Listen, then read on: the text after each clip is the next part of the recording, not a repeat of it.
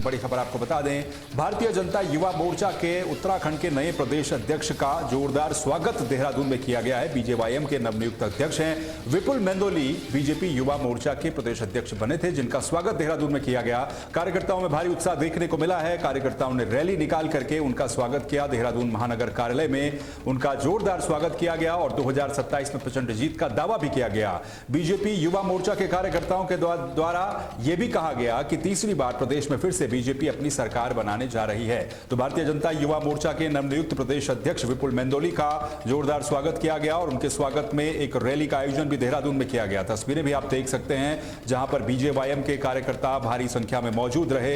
इस दौरान कार में ओपन कार में एक तरीके से उनको इस रैली में शामिल किया गया और उनका जोरदार स्वागत किया गया। साथ ही इस दौरान विपुल मेंदोली ने दावा किया है कि 2027 में बीजेपी फिर से प्रचंड जीत के साथ तीसरी बार उत्तराखंड में लगातार अपनी सरकार बनाएगी।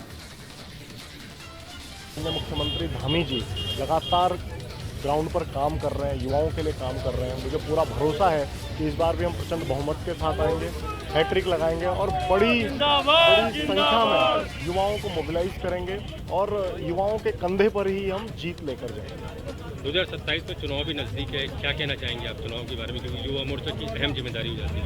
जी, जैसा कि हम सभी जानते हैं कि 35 वर्ष आयु के नीचे की जो कैटेगरी है भारत में, वो 2/3 है। तो 66% जब एक ग्रुप 66% का हो जाता है, उसका नेतृत्व करने की जो जिम्मेदारी मिलती है, ऑब्वियसली बड़ी जिम्मेदारी भी है। लेकिन ये बड़ा ये हमारे पास जो इस समय 2027 में हमारे पास ये बड़ा मौका भी है, ये बड़ा मौका भी है फिर से एक बार प्रचंड बहुमत की सरकार बनाने का। और मोदी जी के मार्गदर्शन में, माननीय पुष्कर धामी जी के नेतृत्व में भारतीय जनता पार्टी की सरकार बहुत अच्छा काम कर रही है। ये प्रदेश के सारे युवा भी समझते हैं। सरकार के कामों को हम हर दरवाजे तक लेकर जाएंगे, ये युवा मोर्चे का प्राइमरी काम है। आपको क्या लगता है वर्तमान समय में उत्तराखंड में कई युवाओं के द्वारा आंदोलन चल रहे हैं, कई मुद्दे हैं, और आप युवा मोर्चा की नए अध्यक्ष बने, क्या कहना चाहेंगे? देखिए, हमारी सरकार के द्वारा और माननीय पुष्कर सिंह धामी जी के नेतृत्व में 25,000 तो बीजेपी युवा मोर्चा के नए प्रदेश अध्यक्ष का जोरदार स्वागत किया गया। इस दौरान उन्होंने दावा किया है कि आने वाले समय में यानी कि 2027 के विधानसभा चुनाव में तीसरी बार बीजेपी प्रचंड जीत दर्ज करेगी।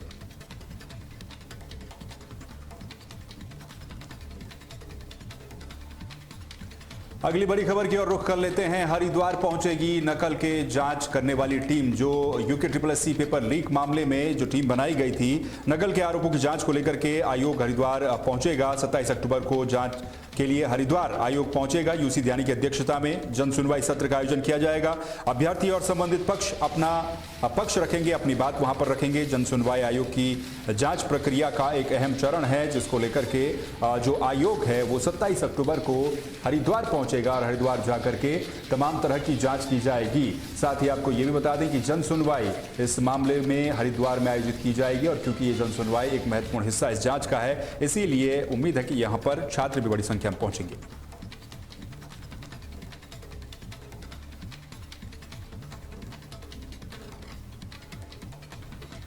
हरिद्वार से अगली बड़ी खबर सामने आ रही है, जहां पर पुलिस ने सत्यापन अभियान को तेज कर दिया है। हरिद्वार में लगातार संदिग्ध लोगों के ऊपर नजर रखी जा रही है और सत्यापन अभियान को तेज कर दिया गया है। पुलिस टीमें इसके लिए मुस्तैद नजर आ रही हैं। हरिद्वार के SSP के द्वारा तमाम तरह के दिशा निर्देश भी दिए गए हैं। SSP परमेंद्र डोभाल ने निर्देश दिए और उनके निर्देश पर टीमें तैनात की गई हैं। साथ ही आपको यह भी बता दें कि संदिग्ध गतिविधियों पर पुलिस की पैनी नजर रहेगी। सुरक्षा में ढिलाई बर्दाश्त नहीं की जाएगी और यह अभियान जारी रहेगा। SSP के द्वारा यह बयान भी दिया गया है। तो हरिद्वार में पुलिस का सत्यापन अभियान तेज हो चला है।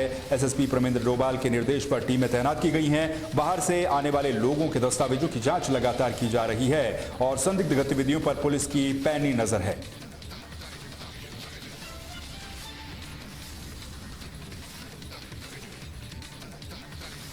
हरिद्वार से अगली बड़ी खबर है, जहां पर एक किंग कोबरा दिखने से इलाके में हड़कंप मच गया, जिसके बाद इसका रेस्क्यू किया गया वन विभाग की टीम के द्वारा और किंग कोबरा को रेस्क्यू करने के बाद जंगल में सुरक्षित छोड़ दिया गया। आपको जानकारी दे दें कि लकड़ बस्ती में 12 फीट लंबा किंग कोबरा दिखाई दिया। सूचना पर वन विभाग की टीम मौके पर पहुंची और इसके साथ ही सफलतापूर्वक इस किंग कोबरा का रेस्क्यू कर दिया गया। रेस्क्यू के बाद किंग कोबरा को सुरक्षित जंगल में छोड़ा गया। सूचना पर वन विभाग की टीम मौके पर पहुंची और किंग कोबरा को रेस्क्यू करने के बाद सुरक्षित जंगल में छोड़ दिया गया है। तो ये बड़ी खबर हरिद्वार से आपको बता रहे हैं। तस्वीर भी आप देख सकते हैं किस तरीके से 12 फीट लंबा ये किंग कोबरा बताया जा रहा है, जिसको रेस्क्यू करने में वन विभाग के कर्मचारियों को कड़ी मशक्कत का सामना करना पड़ा और कड़ी मशक्कत के बाद इस किंग कोबरा को यहां से रेस्क्यू किया गया और रेस्क्यू करने के बाद इसे जंगल में छोड़ दिया गया। तो ये आप तस्वीरें भी देख सकते हैं जहां पर किंग कोबरा को रेस्क्यू किया गया है और वन विभाग की टीम के द्वारा कड़ी मशक्कत की गई है और कड़ी मशक्कत के बाद इस किंग कोबरा को रेस्क्यू किया गया। लकड़ बस्ती में ये 12 फीट लंबा किंग कोबरा दिखाई दिया, जिसके बाद इसे रेस्क्यू करके इस किंग कोबरा को जंगल में छोड़ दिया गया है। तो ये बड़ी अपडेट आपको बता रहे हैं हरिद्वार से, जहां पर सूचना मिलते ही वन विभाग की टीम मौके पर पहुंची और टीम ने इस किंग कोबरा को रेस्क्यू किया।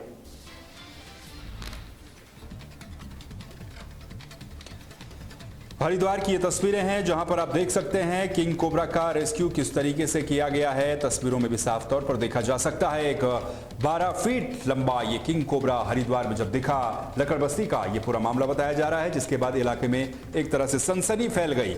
वन विभाग को तुरंत इसकी सूचना दी गई। वन विभाग के जो कर्मचारी हैं वो मौके पर पहुंचे और कड़ी मशक्कत के बाद इस किंग कोबरा को रेस्क्यू किया गया। रेस्क्यू करने के बाद इसे जंगल में छोड़ दिया गया। तो ये तस्वीरें भी आप देख सकते हैं किस तरीके से इस किंग कोबरा को वहां पर रेस्क्यू किया गया और 12 फीट लंबा विशालकाय ये किंग कोबरा जो हरिद्वार में देखा गया और इसे फिर रेस्क्यू करके यहां से जंगल की तरफ छोड़ दिया गया।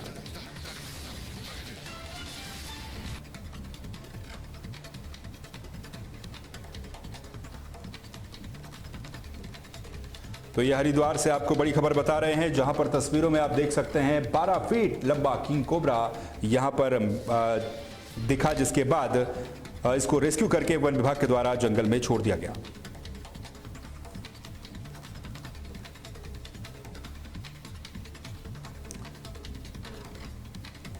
अगली बड़ी खबर सामने आ रही है बस्तर से। नक्सल प्रभावित इलाके में एक और नक्सलियों का आत्मसमर्पण देखने को मिला है।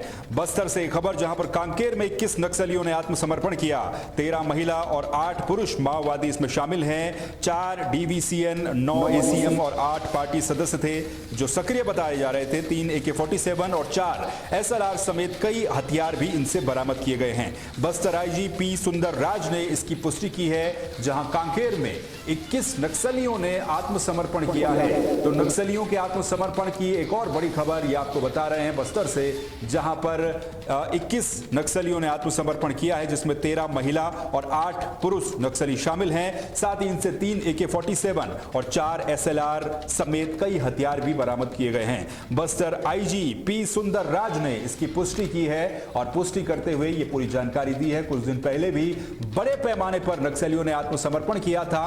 लगातार छत्तीसगढ़ और मध्य प्रदेश में इस तरह से नक्सलियों के आत्मसमर्पण का सिलसिला लगातार चल रहा है। सरकार कोशिश कर रही है कि इनका पुनर्वास किया जाए और पुनर्वास के बाद किस तरीके से नक्सलियों को मुख्य धारा से जोड़ा जाए, इसको लेकर के दोनों ही राज्यों के मुख्यमंत्री लगातार दावा करते रहे हैं। और बस्तर से ये बड़ी खबर आपको बता रहे हैं कांकेर में, जहां पर 21 नक्सलियों ने आत्मसमर्पण किया है। तस्वीरों में आप देख सकते हैं 21 नक्सली आत्मसमर्पण करते हुए और इनको अब समाज की मुख्य धारा से जोड़ने के लिए सरकार की तमाम तरह की योजनाओं का लाभ देने का भी दावा किया जा रहा है। 4 DVCN और इसके अलावा 9 ACM और 8 पार्टी के सदस्य थे जो सक्रिय नक्सली बताए जा रहे थे, जिसके बाद इन सभी ने आत्मसमर्पण कर दिया और आत्मसमर्पण करने के साथ साथ इनसे 3 AK-47 और 4 SLR हथियार भी बरामद किए गए हैं। कृष्णा पटेल हमारे संवाददाता फोन लाइन पर जुड़ चुके हैं। कृष्णा, एक और बड़ा नक्सलियों का आत्मसमर्पण हुआ है, क्या जानकारी इस पूरे मामले में है? एक बार फिर से 21 नक्सलियों ने चलिए हम संपर्क करने की कोशिश दोबारा करेंगे कृष्णा से। कृष्णा हमारे संवाददाता इस पूरे मामले में ज्यादा जानकारी दे रहे थे, संपर्क एक बार फिर से उनसे करने की कोशिश करेंगे। लेकिन फिलहाल 4 DVCN, 9 ACM और 8 पार्टी के सदस्य नक्सली जो हैं ये सक्रिय बताए जा रहे थे और कांकेर में 21 नक्सलियों ने आत्मसमर्पण किया है। और आत्मसमर्पण करने के बाद बस्तर के जो IG हैं P सुंदर राज, उन्होंने इसकी पुष्टि की है। तो नक्सल विरोधी अभियान के तहत, एंटी नक्सल प्रोग्राम के तहत एक बड़ी और सफलता मिली है, जहां पर 21 नक्सलियों ने आत्मसमर्पण किया है।